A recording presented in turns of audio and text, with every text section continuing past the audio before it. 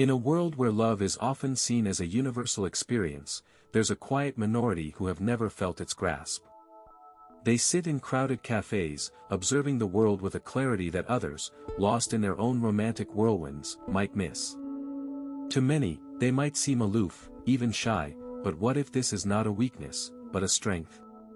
What if their apparent detachment is a razor-sharp focus, a result of sensory processing sensitivity, a trait identified by psychologist Elaine Aron, which allows them to process the world deeply and with great nuance? But what does this mean for their lives, their choices, and their understanding of themselves? To answer that, we must first understand the unique psychology of those who have never been in love. Solitude is not merely a state of being alone for those who have never been in love, it is a carefully curated sanctuary, a personal museum of the self. This sanctuary is not born out of loneliness or despair but is a conscious choice, a retreat that offers clarity and self-sufficiency. It is a space where their thoughts echo loudly, unimpeded by the cacophony of external voices. This phenomenon is akin to what psychologists refer to as solitude as a refuge, a concept highlighted by psychologists like Esther and Jerry Hershey. They argue that solitude can be a proactive choice to escape social overstimulation and reconnect with oneself. In this sanctuary, every object, every thought, every moment is a testament to their independence. They find comfort in the quiet hum of their own company. It's not the silence that comforts them, it's the absence of noise that demands their attention. They relish the freedom to dive deep into their interests without the distraction of romantic entanglements. For instance, a person might lose themselves in a book for hours, their imagination painting vivid pictures, their mind wandering freely. This intense focus and engagement is reminiscent of the concept of flow, described by psychologist Mihai Csikszentmihalyi. It's a state of complete absorption where time seems to stand still, and every moment is filled with a sense of purpose. Moreover, this solitude fosters a profound sense of self-awareness. Without the influence of romantic relationships, they are free to explore their own desires, fears, and aspirations. They learn to rely on their own judgment, making decisions that align with their personal values and goals. This self-reliance is a form of emotional resilience, a strength that often goes unnoticed. It's not that they are incapable of love, rather, they choose to love themselves first and foremost. This self-love is not narcissism but a healthy respect and understanding of their own worth. It's a foundation upon which they build their lives, their dreams, and their futures. However, this sanctuary is not without its challenges. The world often misinterprets this solitude as isolation, a lack of social skills, or even a sign of emotional unavailability. But for those who have never been in love, this solitude is a sanctuary, a place of strength and self-discovery. It's a space where they can be truly themselves, unfiltered and unapologetic. This introspection leads them to question the nature of love and relationships. They wonder if love is a necessity or a choice, if it's a source of joy or a cause of suffering. This introspection is a precursor to understanding the complexities of human connections, a theme that will be explored in the next section. Love, to the uninitiated, is a language without context, a symphony of emotions with no prior musical training. It's akin to what psychologists refer to as foreign language anxiety, where the unfamiliarity of the language leads to stress and avoidance. This anxiety is not merely about the fear of not understanding, it's a deep-seated dread of mispronunciation, of stumbling over words, of being exposed as an outsider. For those who have never been in love, the romantic gestures, the emotional cues, the unspoken rules of this language are as cryptic as hieroglyphics. Consider the simple act of expressing affection. To a lover, it's as natural as breathing. But to someone unfamiliar with love, it's a complex dance of steps they've never rehearsed. They might freeze, unsure of where to place their hands, what words to say. It's not indifference, it's the paralysis of the uninitiated, a phenomenon that aligns with the concept of learned helplessness, where individuals feel powerless due to a lack of understanding and control. Their brain, in essence, is a library without the right books, their heart a musical instrument without the sheet music. Every attempt at love is a gamble, a leap into the unknown, a risk that most would rather avoid. Yet, this lack of exposure to love's language is not merely a deficit. It's a unique perspective, a vantage point that allows them to observe love with a clarity that those entrenched in it might lack. They are the anthropologists of affection, studying the rituals and customs of this foreign land with a keen eye. Their shyness is not a weakness but a form of self-preservation, a boundary-setting mechanism that protects them from the vulnerability of emotional exposure. It's a rational defense, much like the psychological concept of self-handicapping, where individuals create obstacles to protect their self-esteem. Their cautious approach to love, though often misinterpreted as disinterest, is a testament to their deep respect for the complexity of human emotions. This perspective, this careful observation, is a strength that those fluent in love's language might overlook. It's a silent power, a quiet force that shapes their interactions and decisions, a foundation upon which their understanding of love will one day be built.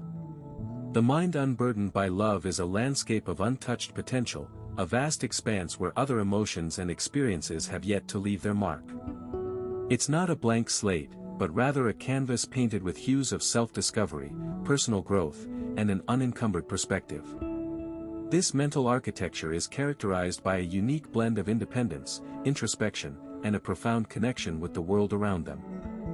One might assume that the absence of romantic love leads to a life devoid of passion or connection. However, this is far from the truth. The mind unburdened by love often cultivates deep, platonic relationships that are free from the complexities and emotional turbulence that can accompany romantic entanglements. These individuals often exhibit a high degree of empathy, a trait that philosopher Arthur Schopenhauer might argue is a universal form of compassion, not confined to romantic love.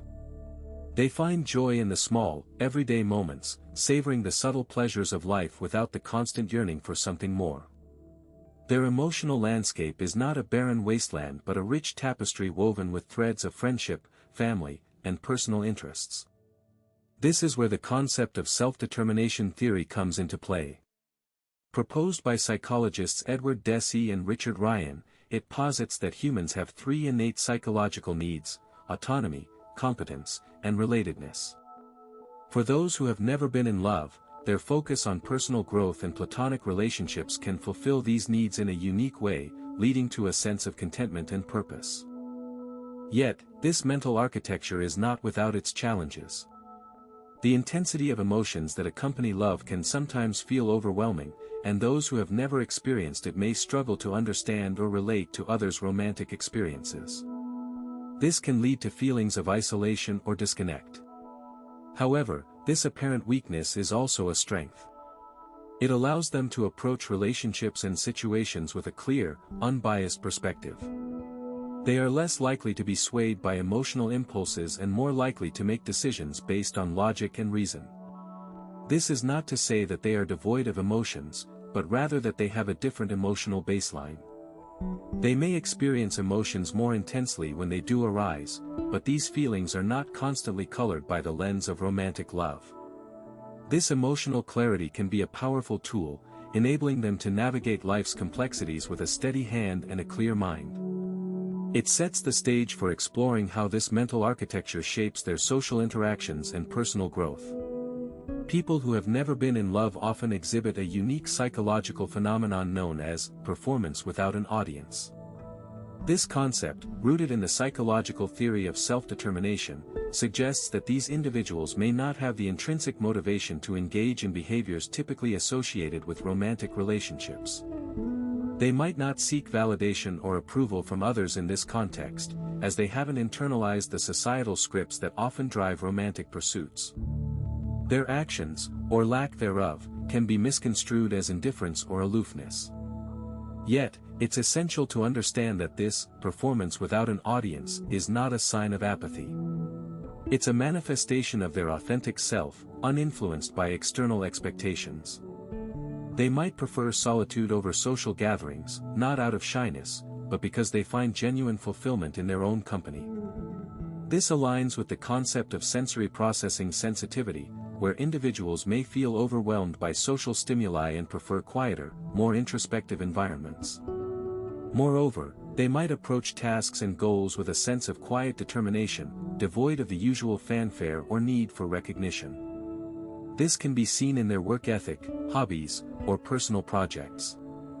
They might spend hours engrossed in a book, painting, or coding, not because they seek applause, but because these activities bring them intrinsic joy and satisfaction. This is a form of intrinsic motivation, a key aspect of self-determination theory, where actions are driven by personal growth and inherent interest rather than external rewards. Their lack of romantic involvement doesn't mean they're disconnected from emotions. In fact, they might experience emotions intensely and deeply, much like the concept of introverted introjection described by Carl Jung. They might express their feelings through art, writing, or other creative outlets, rather than seeking emotional validation from a partner. This internal processing of emotions can lead to a profound understanding of themselves and the world around them, a strength that's often overlooked. Their journey is not one of missed opportunities, but of self-discovery and authenticity, a path that's equally, if not more, rewarding. In a world increasingly governed by transactions, where every interaction seems to demand a tangible return, those who have never experienced love often find themselves at a unique crossroads. They have not yet learned to exchange emotional currency, to invest in relationships with the expectation of a reciprocal return. This is not mere aloofness. It is a form of emotional autonomy, a self-preservation strategy that psychologist Carl Rogers might call a safeguard of the real self. Without the influence of romantic love, these individuals often maintain a clear boundary between their inner world and external expectations. They are not drained by the constant negotiation of emotional debts. Instead, they navigate the world with a sense of internal completeness, a concept aligned with self-determination theory, which posits that humans thrive when their needs for autonomy, competence, and relatedness are met. For them, relatedness does not hinge on romantic validation. This emotional autonomy can manifest in a quiet confidence. In a room full of people engaged in the subtle dance of emotional transactions, they stand apart. They do not feel the pressure to perform, to curate their emotions to elicit a specific response. This is not indifference. It is a form of emotional sovereignty. They have not yet been conditioned to view their emotions as currency to be spent wisely. Instead, they experience their feelings fully, without the overlay of strategic calculation. This unfiltered emotional expression can be disarming, even refreshing, in a world where every smile or frown is often weighed for its return value. However, this emotional autonomy is not without its challenges. In a society that places high value on romantic relationships, those who have never been in love may feel like they are operating on a different emotional exchange rate.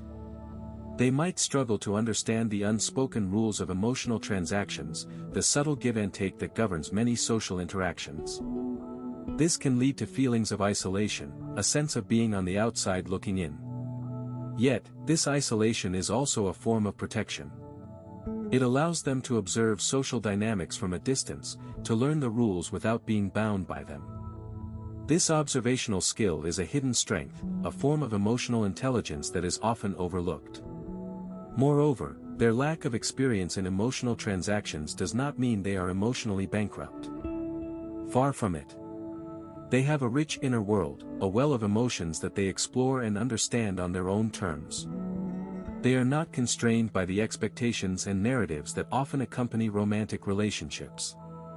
This freedom allows them to form deep, meaningful connections based on genuine compatibility rather than societal pressure.